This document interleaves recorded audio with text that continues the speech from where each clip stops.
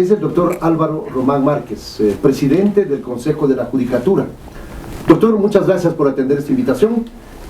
Es interesante reconocer que la ciudadanía ha aplaudido aquellas decisiones que se han adoptado bajo su presidencia con el apoyo de los demás integrantes del Consejo de la Judicatura, que no están completos, que están apenas 4, y ahora 3, exactamente porque Javier Muñoz se encuentra con prisión preventiva y evidentemente investigado por esta obstrucción de la justicia en un caso puntual que es de conocimiento público. Doctor, bienvenido, muchas gracias. Estas decisiones adoptadas de rever las decisiones del Consejo de la Judicatura bajo la presidencia de Wilman Terán, también con prisión preventiva, con la investigación que se lleva adelante en el caso Metástasis. Doctor, muchas gracias. ¿Qué es lo que debe esperar la ciudadanía luego de la decisión de rever esta prolongación de periodos de jueces de la Corte Nacional de Justicia que se ha echado abajo por voluntad del Consejo que usted preside, y adicionalmente también dejar sin efecto y volver a foja cero aquel concurso que fue cuestionado no únicamente a nivel nacional sino internacional? Me refiero a esta posibilidad de reemplazar parcialmente a 7 de los 21 jueces de la Corte Nacional de Justicia. Bienvenido, buenos días, gracias por atender la invitación. Gracias, Wilson, les agradezco al medio que me da la oportunidad de explicar al público que te oye y que nos puede oír en un futuro sobre las situaciones que tú me estás preguntando. A ver, primero, ¿qué puede esperar la ciudadanía? La ciudadanía, lo más importante es que tiene que esperar es transparencia, y que el Consejo de la Judicatura que estamos presidiendo en este momento va a tomar dentro del marco del debido proceso y de la Constitución. Y con eso vamos a tener un resultado que en lo posible trataremos de darle los mejores jueces, y que las decisiones siempre serán enmarcadas dentro de este marco. Ahora, en la segunda parte de tu pregunta sería el asunto de de qué pasó con la prorrogación, con la prórroga entonces, claro, nosotros... ¿Fue ilegal esa decisión? Por supuesto que totalmente. Porque se tomó como una mayoría que no era reconocida más como que tal, o porque no está dentro de los parámetros establecidos. Más que la mayoría era una cuestión formal, eso ya, ¿no? Yo estimo que en el momento que se hizo la evaluación, porque esto tiene un origen, acuérdate que el Consejo de Transición del doctor Trujillo le exhortó al Pleno del Consejo de la Judicatura que haga una evaluación de los jueces nacionales, y de esa evaluación cesaron en funciones varios jueces nacionales. Producto de eso quedaron puestos vacantes, pero había jueces que les faltaba 3 años, 6 y 9 años. Conforme a esa evaluación y a esa temporalidad, se llamó a un concurso, y los jueces que participaron, que son los que están en funciones, entraron en 3, 6 y 9 años. Es decir, las reglas estaban claras, precisas, y todos sabían que era un proceso de transición, primero, que es lo que tenemos que tener en cuenta, y es la excepcionalidad a la que nosotros nos referimos en la resolución, y por ese motivo es que se dio los 3 años, 6 y 9. Cuando el Pleno, conformado por el doctor Muñoz, el doctor Terán y la doctora Maribel Barreno, tomó esta decisión, fue totalmente contraria ¿a qué? A la Constitución, a la transición, al desconocimiento del dictamen de la Corte Constitucional en cuanto a la interpretación de las decisiones del transitorio, y producto de esto, totalmente ilegal e inconstitucional. Entonces, esa decisión había que corregirla, ¿no es cierto? Más allá de que haya sido, y me pongo del otro lado, conveniente en una coyuntura específica de la Administración de Justicia. Conveniente parecería, porque ellos querían interpretar sin que esté la transición de por medio. Claro, si tú coges la norma constitucional solita, digamos, interpretándole sin esta transición, efectivamente los jueces que participan tienen que durar 9 años. Pero como estamos en un proceso de transición, en ese momento ellos tenían que sujetarse a las reglas del concurso, de 3, 6 y 9 años. Entonces, ¿qué pasaría? La conveniencia que tú dices puede ser conveniente tanto para el Consejo de la Judicatura como para los jueces. Parecería que sí. yo no podría entender por qué tomaron esa decisión ya desde el punto de vista subjetivo. En torno al orden jerárquico, ¿qué es lo que prevalece por sobre una decisión transitoria a una decisión que se debe adoptar porque está interpuesta en la norma, en la ley, en la Constitución?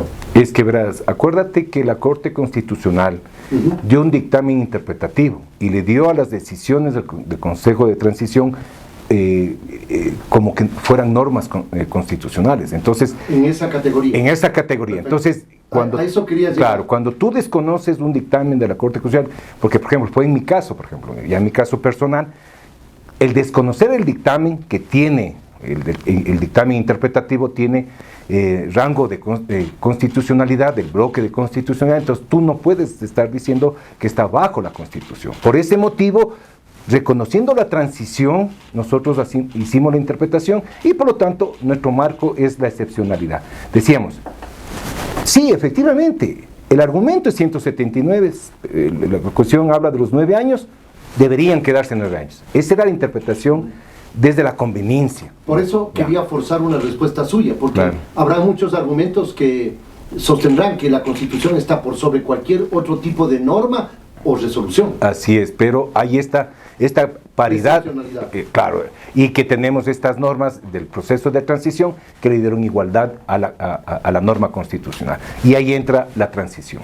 Ahora, ¿cómo quedan las cosas? Si es que no se prolongan los periodos, ¿qué es lo que va a pasar?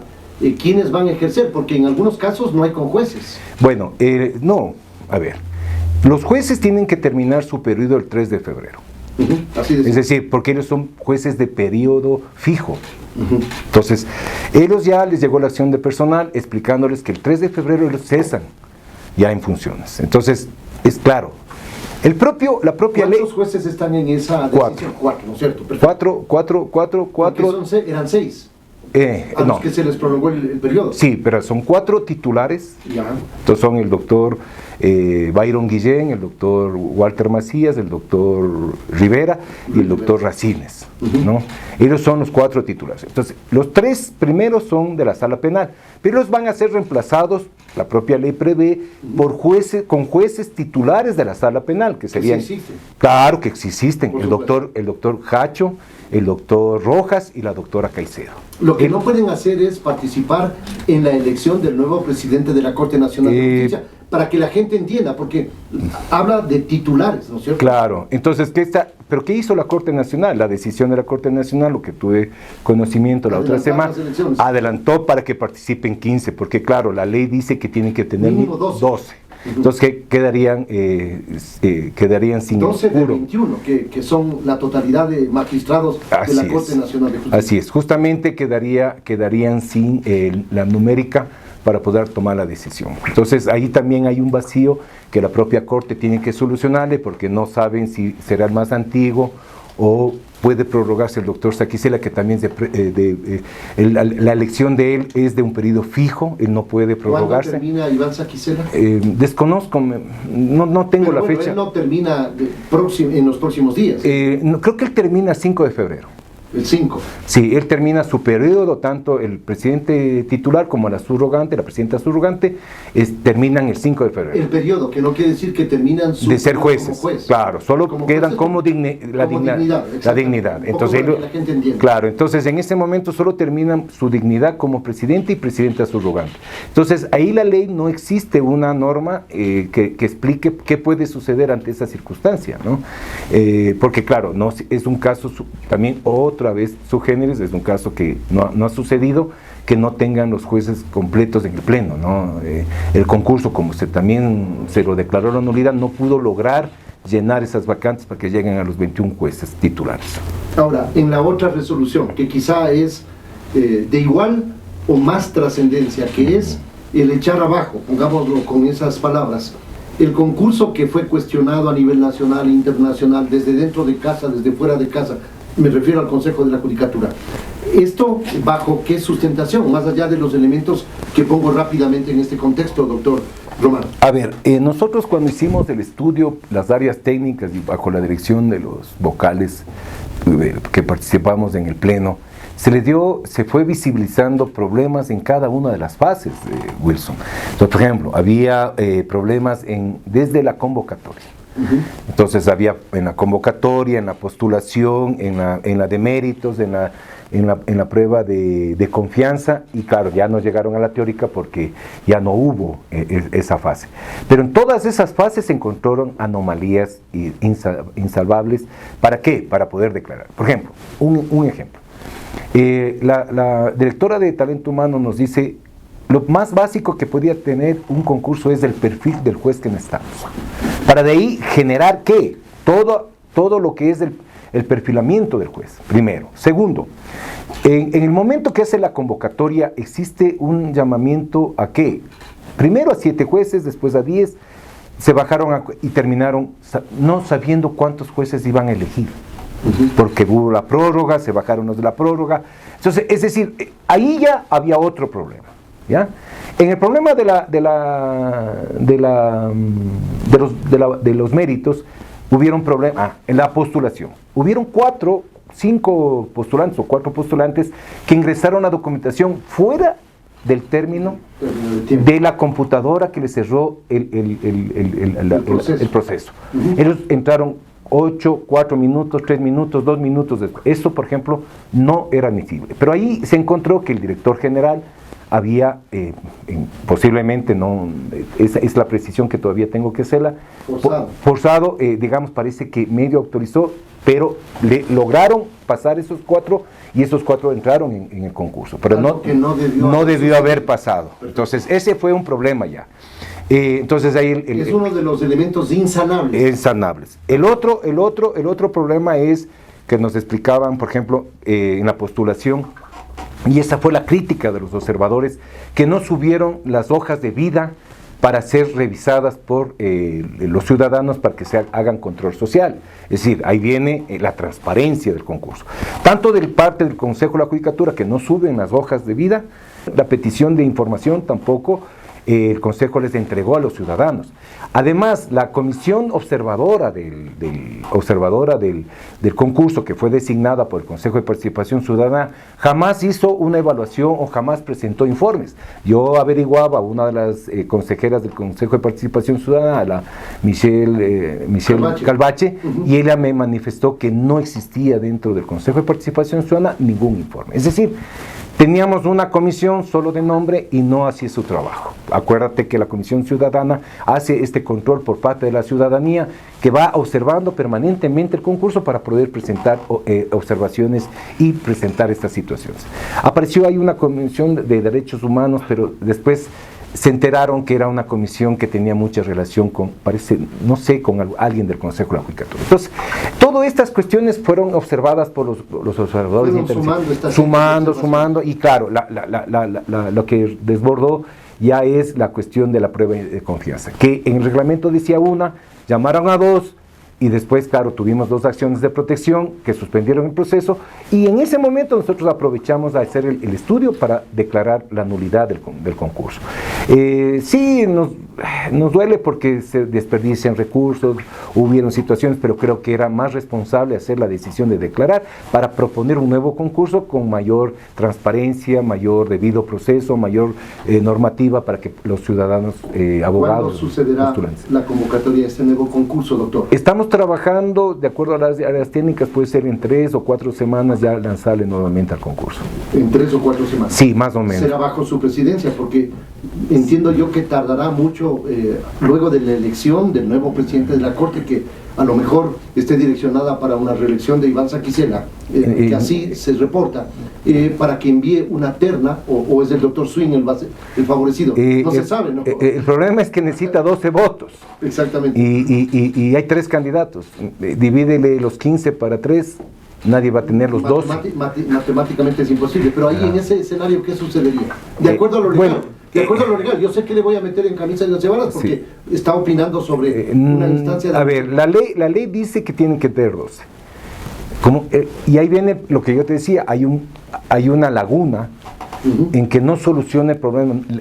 La ley no prevé qué sucede cuando no haya esta votación de 12. Entonces, no, por ejemplo, en la elección para jueces de provincial siempre se tiene esta regla, es el más antiguo. Pero para la Corte Nacional no existe esa regla. Entonces, eso ya tendrá que decidir el Pleno cómo se autogobierna, cómo soluciona ese problema, y yo en eso ya no me metería porque eso no es una decisión mía.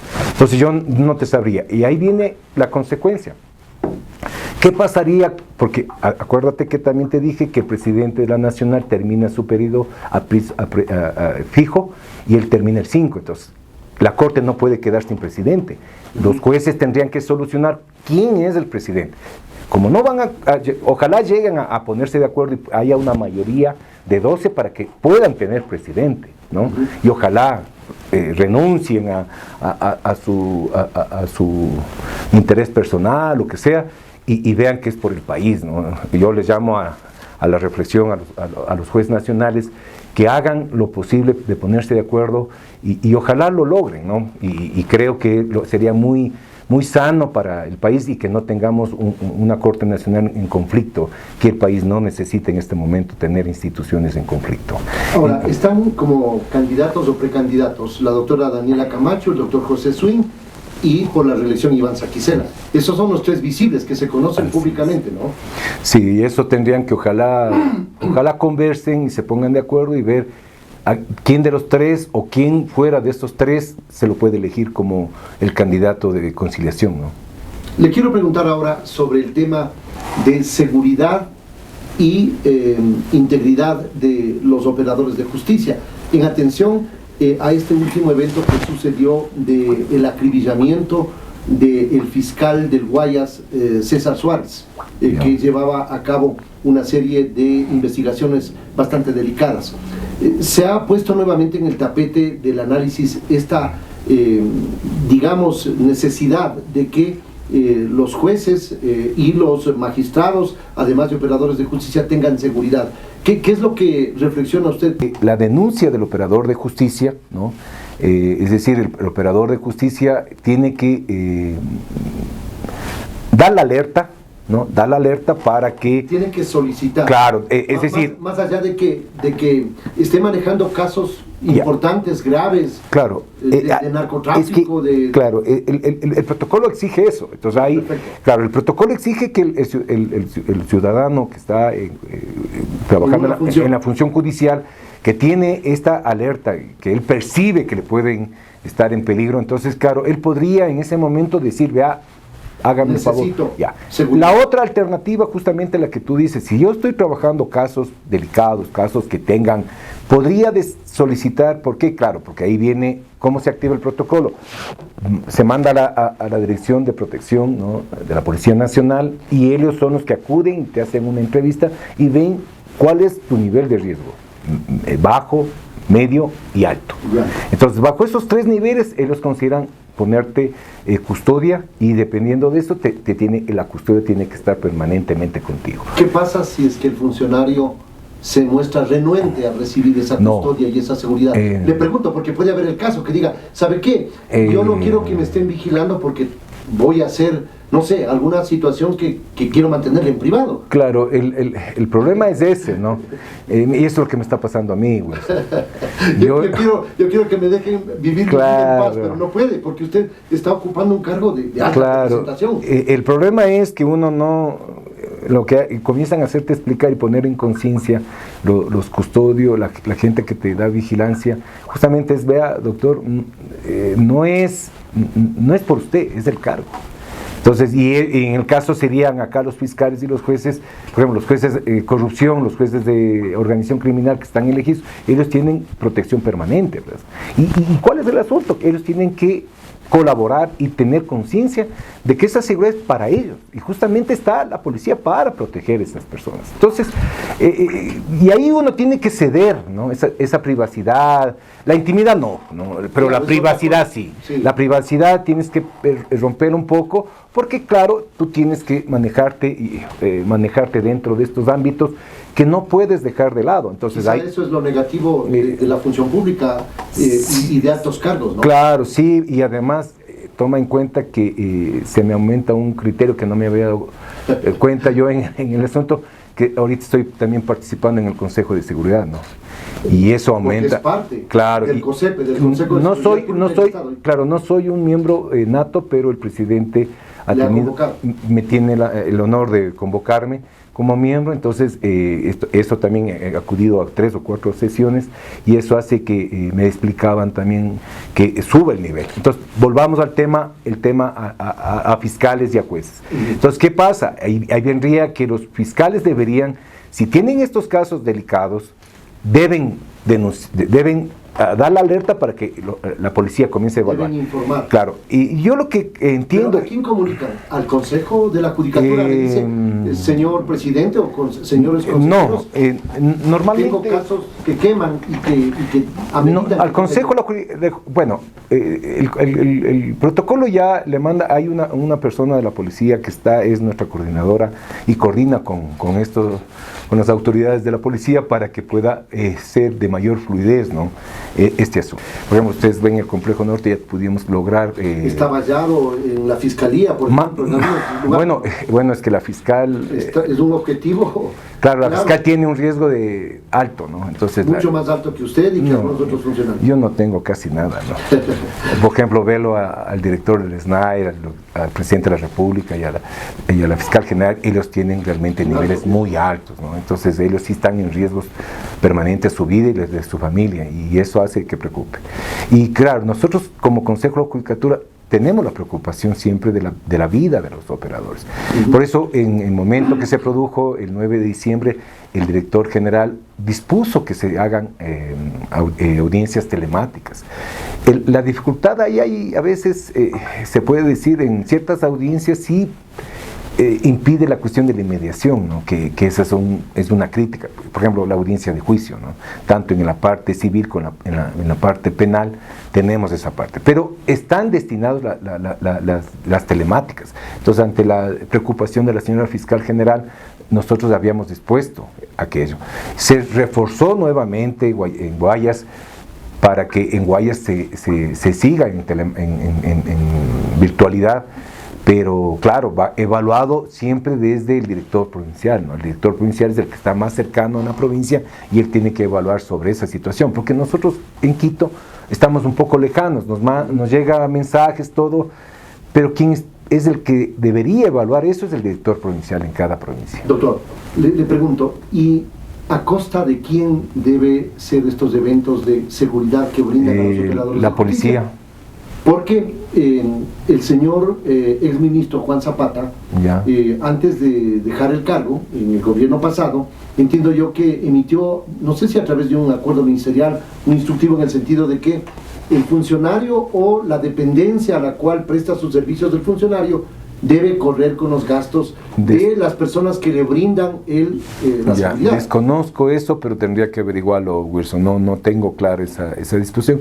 Y si no, el Consejo de la Judicatura, yo creo que asumir, aunque no tiene mayores recursos, ¿no? Sí, dentro de los recursos que tenemos podemos destinar y no habría inconveniente, porque la seguridad de los funcionarios es primordial. No, yo creo que eso es como la vida cuando tienes que gastar en salud y cualquier cosa, la salud y la seguridad y la vida están primero, ¿no? Y la cuestión económica hay que hacer el esfuerzo para hacer eso.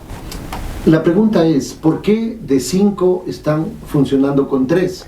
Le pregunto esto porque, por ejemplo, el señor Javier Muñoz quiere seguir participando en las reuniones desde la Cárcel 4. La señora Yolanda Yupangui reemplazó a la señora Maribel Barreno en atención a la situación por la que atraviesa. La señora Solanda Goyes está reclamando que por qué no le convocan, que le han convocado a unas 2 reuniones y que luego no ha sido convocada y está preguntando por qué. No sé si podemos escuchar un extracto muy corto de lo que dice Solanda Goyes. Doctor, si me permite, vamos a escucharle a la doctora Solanda Goyes. De Javier Muñoz, tenía para gozar 16 días y desde el 28 eso se cumplió el 11 de enero.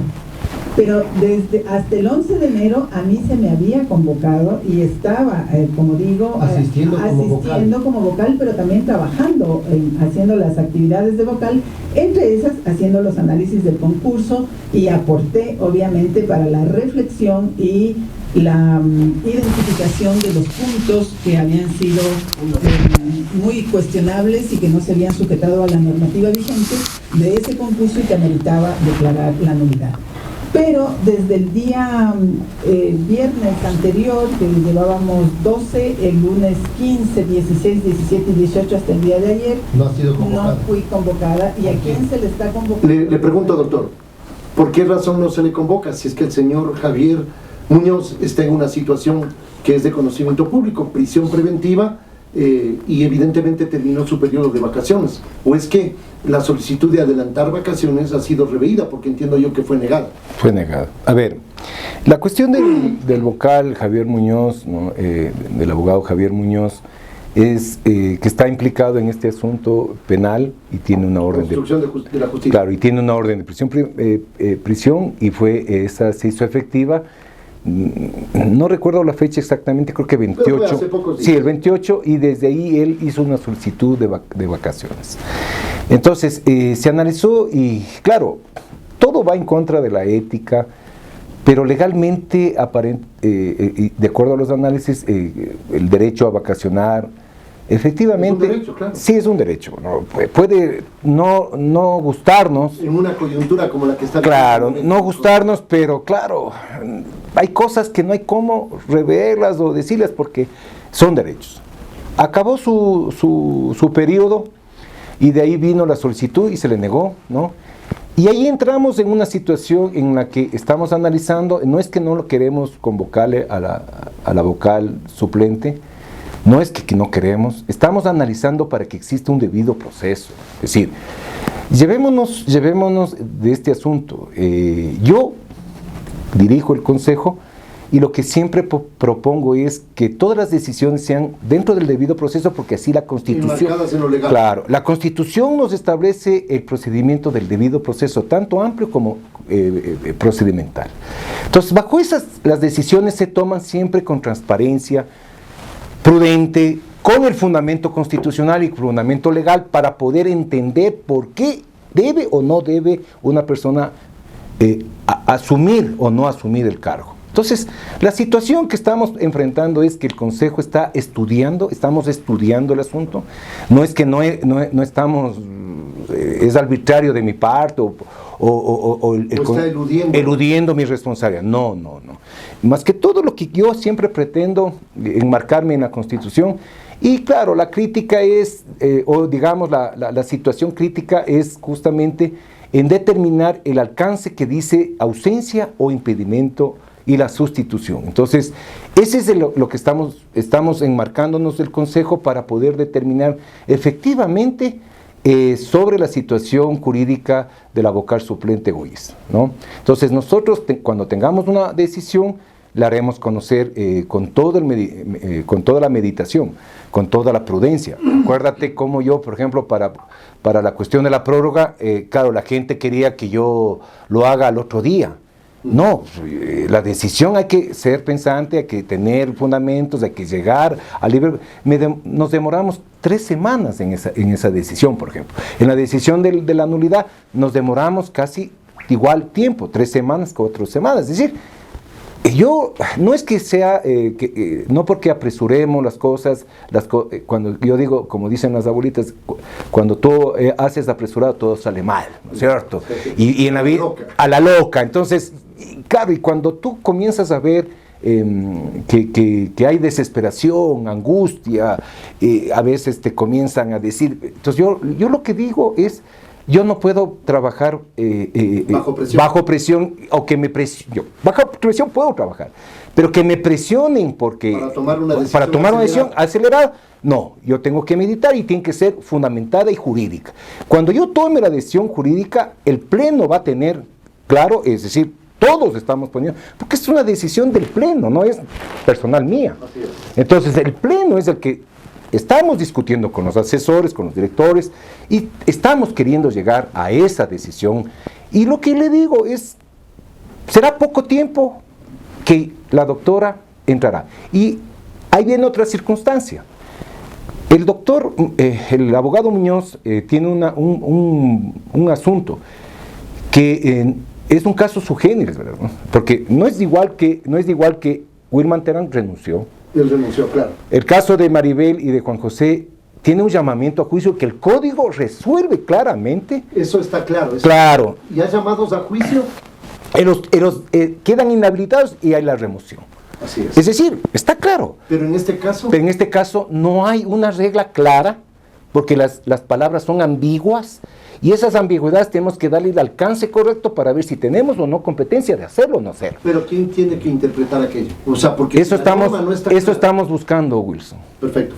No tenemos todavía la solución, y si tuviéramos la solución ya te la estaría diciendo. Entonces, pero el asunto es que la vocal, la directora, porque ella es directora de acceso a la justicia dentro, entonces ella es parte del Consejo de la Judicatura, ella es funcionaria del Consejo de la Judicatura, ella tendría que renunciar al cargo para asumir la vocalía, sea temporal o titular. Es decir, porque yo creo que desde el punto de vista ético, ella debería renunciar, ¿no es cierto?, ¿Para qué? Para acceder a la vocalía temporal o a la vocalía titular. ¿Cuántos jueces tienen riesgo alto y han pedido seguridad o tienen seguridad? ¿Se puede saber? No tengo esa cifra. Pero están los corrupción, ¿Están los todos? 23 jueces tienen. Los 23 jueces, porque justamente ellos como manejan toda esta cuestión de terrorismo, toda la organización criminal, por eso esa unidad que está en el Complejo Norte justamente recibe la mayor atención y protección. Yo sé que tiene una agenda apretada, gracias por destinar estos minutos acá. Doctor, le pregunto, ¿qué percepción tiene de la delicada situación que está viviendo el país a propósito? ¿Y qué le puede decir a la ciudadanía desde el cargo que usted representa como aporte? Yo creo que las decisiones que ha tomado el señor presidente dentro del Consejo de Seguridad y con el apoyo de las Fuerzas Armadas son visibles, ¿no? Es decir, el Estado tiene que tener presencia y tiene que ser fuerte, ¿no es cierto? Entonces, cuando un Estado es fuerte, tiene presencia, creo que los grupos violentos, delincuenciales, tienden a ¿qué? A tener cuidado y saber que la impunidad ya no va a ser socapada por el Estado, como ha pasado con lo que nosotros descubrimos en el caso Metástasis, ¿no es cierto? Porque el caso Metástasis es clarísimo, es la intervención de varios niveles, es decir, yo hago el negocio, gano plata, pero necesito que mi organización quede impune. Y por eso tengo que conseguir abogados en libre ejercicio, que son estos abogados que llevan y cumplen órdenes del líder de la banda para corromper a las instituciones de justicia. Y que sean los jueces que participen en esto para que dejen en impunidad fiscales, policías y jueces que sean parte de esta impunidad. Entonces, cuando el Estado entra con esta decisión y no negocia como está haciendo el presidente de la República, creo que la ciudadanía tiene que estar tranquila, porque el Estado está tomando control ¿de qué? De esta circunstancia que estaba abandonada, que estaba gobernada por los grupos delincuenciales. Entonces yo creo que la gente debe tener esta cuestión positiva. Y como yo digo, nosotros estamos trabajando de diferentes instituciones, por ejemplo la Judicatura, ¿qué hace desde el punto de vista? Corregir estos actos corruptos. La corrupción está en el ámbito judicial, en el ámbito de la política, en todo. Todos tenemos que colaborar.